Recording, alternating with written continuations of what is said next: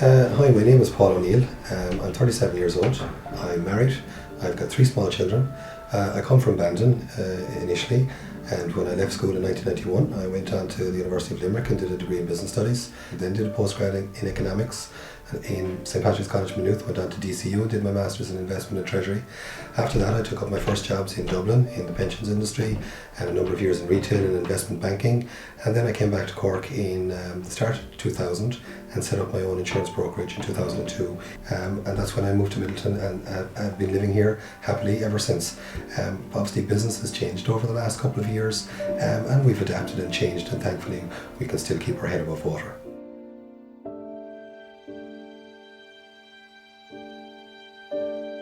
And even though I've never been involved in politics, I'm well aware of the saying that all politics is local.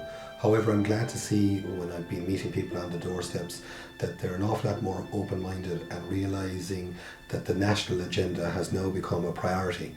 And in that instance, my first and foremost priorities would be in attempting to deal with the banking crisis as it stands, and obviously the balancing of the public finances.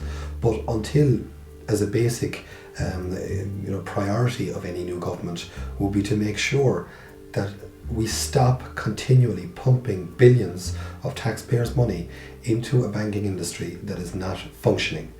This has been going on too long, and it has been swept under the carpet. And when people can now feel the impact of the most recent budget of a cut of 6 billion, and when just before Christmas 3.7 billion was pumped into AIB, it puts it in perspective with regard to the amount of money that is essentially being wasted.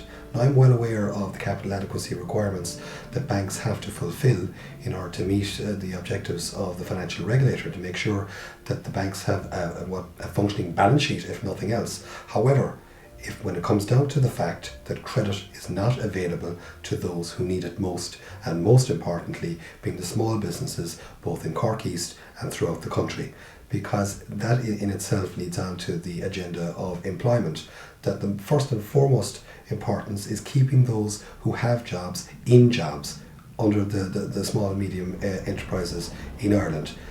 Because if people cannot access even basic overdrafts, businesses every day, as we know, are going bust. So with regard to the parties, again, coming out with their manifestos on ring fencing, €500 million for the creation of jobs, the first priority must be to make sure that the banking industry is brought back to basics, whether it be the winding down and mergers of existing banks, to make sure that even if there was only a couple of banks left in the Irish economy, as long as they are functioning and people can get access to credit, it will give a sense of hope back to the people that some of the basic requirements of a functioning economy are there.